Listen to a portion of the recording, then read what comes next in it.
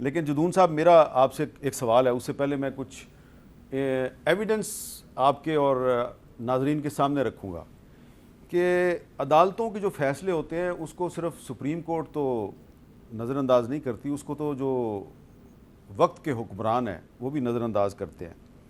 तो 19 दिसंबर 2019 को जब जस्टिस वकार सेठ ने एक military dictator general Pervez Musharraf को पाकिस्तान की तारीख में पहली दफ़ा सजाए मौत सुनाई, तो वो फ़रोग नसीम साहब उस वक्त वज़ीर कानून थे। सिटिंग वज़ीर कानून ने प्रेस कॉन्फ्रेंस में क्या कहा, ज़रा सुने।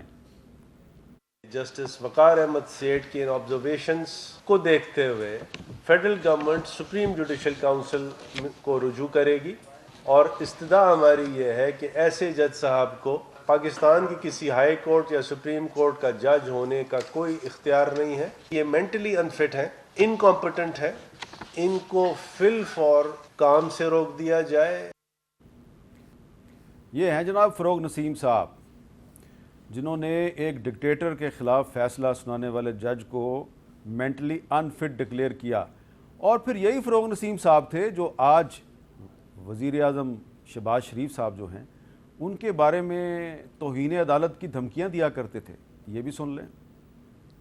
यूनानिमस ये फ़ैसला था कि नवाज शरीफ साहब की जो मेडिकल कंडीशन है इतनी एक्सट्रीम है, तो उसको देखते हुए उनको ये 1 टाइम 4 हफ्ते की परमिशन दी जाए, लेकिन दैट वो सब्जेक्ट टू कि वो शहबाज शरीफ साहब या नवाज शरीफ साहब एक इंडेमनिटी बॉन्ड दें। साथ साथ अगर वो वापस नहीं आएंगे तो शहबाज शरीफ साहब को कंटेम्प्ट हो सकती है।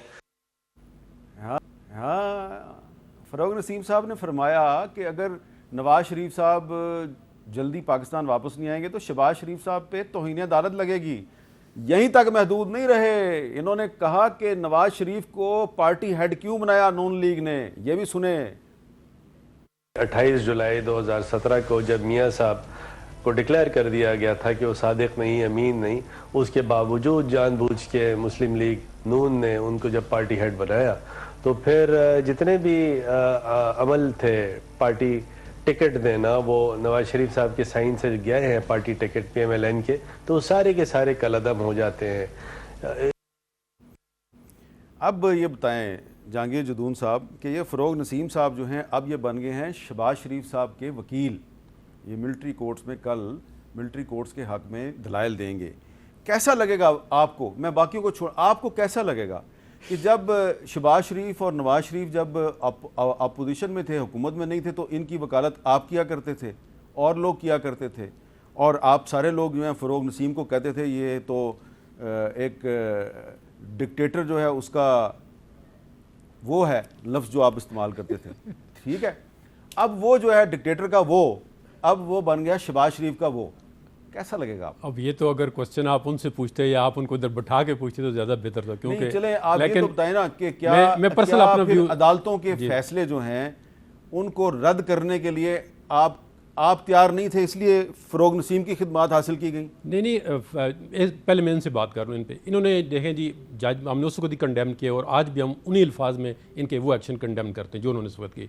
उसमें देखें इनकी मतलब ये यू टर्न होता है ना। अब इन्होंने कहा थे सेठ वकार ने, इन्होंने मिलिट्री कोर्ट्स के जो बंदे छोड़े, तो इंटरनेशनल कोर्ट ऑफ जस्टिस में इन्होंने सेठ वकार का फैसला पेश किया जो कुलभूषण यादव के केस में कि जी हम तो बड़ा फेयर ट्रांसपेरेंट ट्रायल करते हैं और हम तो इनको हर मौका देंगे। और कुलभूषण के आपको तो पता है हाई कोर्ट केस में उसने 12 वकील उन्होंने कहा जी, फॉरेन ऑफिस को कहा जी आप वकील करें, आप वकील करें, तो इन्होंने वहाँ पे कहा जी ये जज ठीक नहीं है। फिर उसी का फैसला इंटरनेशनल कोर्ट ऑफ जस्टिस में। इन पर तो मैं बात नहीं करना चाहता, ये यू टर्न लेने के मारे जिस तरह इमरान खान लेते थे, मैं वो नहीं लेना चाहता इनका। अच्छा। अब दूसरा बात यह है कि जो ये आ गए हैं, ये तो उन्होंने उस वक्त भी डिफेंड किया था मिलिट्री कोर्ट्स को, और आज भी ये मिलिट्री कोर्ट को with in the legal parameter defend करेंगे। तो अब ज़रूरी नहीं है कि कोर्ट इनकी बात एक्सेप्ट करे। ये तो उनके आर्गूमेंट होंगे कि जी उस वक्त मैं ये आर्गूमेंट कर रहा था, अब ये आर्गूमेंट कर रहा था। हो सकता है कोई ये यू टर्न लें या यू टर्न ना लें, लेकिन इनकी में बेहतर होता कि आप ये वहाँ पे मौजूद होते। तो ये शहबाज शरीफ साहब को ज़्यादा नुकसान पहुँचाएंगे या इनको ज़्यादा नुकसान पहुँचेगा? नहीं, ये शहबाज शरीफ का पर्सनल केस नहीं है,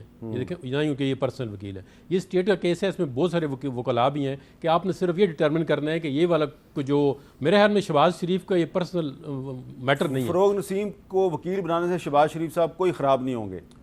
शहबाज शरीफ का केस नहीं है ना, ये मुस्लिम लीग नून भी ख़राब नहीं होगी। मुस्लिम लीग को तो इनको महल वकील नहीं करेगी मुस्लिम, मुझे ये जहाँ तक मेरा अपना ज़मीर कहता है कि मुस्लिम लीग का मुस्लिम लीग नून के प्रेसिडेंट का वकील है भाई।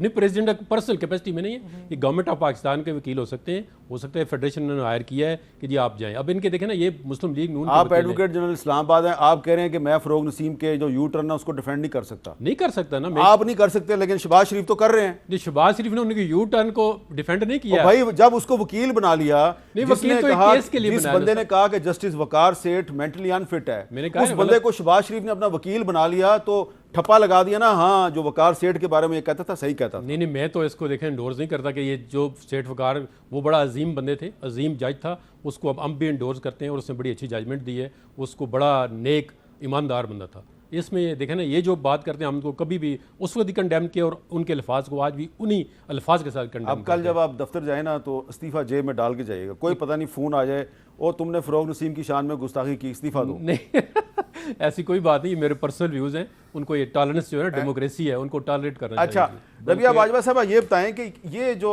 एक इनामुर रहीम साहब का मौक़िफ़ है कि पिछले दौरे हुकूमत में जब तहरीक इंसाफ की हुकूमत थी तो उस वक्त भी फ़ौजी अदालतें बनाई गई, उस वक्त तो किसी को याद नहीं आया, ना एतजाज़ साहब को, ना लतीफ़ खोसा साहब को, ना ही हामिद खान साहब को कि इनको चैलेंज भी करना है। लेकिन अब अगर फ़ौजी अदालतें बनी हैं तो उसको चैलेंज कर रहे हैं, तो ये कहते हैं कि हम तो फ़ौजी अदालतों को कंडेम करने का अखलाकी जवाज़ रखते हैं, लेकिन तहरीक इंसाफ के पास ये इख्तियार नहीं है।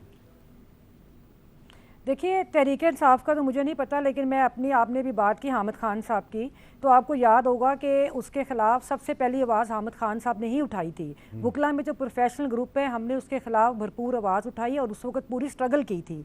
और दूसरी बात यह है कि एतजाज़ एहसन साहब भी और ये सब लोग, जहाँ तक मुझे याद है, इन्होंने कभी भी उनकी हमायत नहीं की थी जो फ़ौजी अदालतें थीं।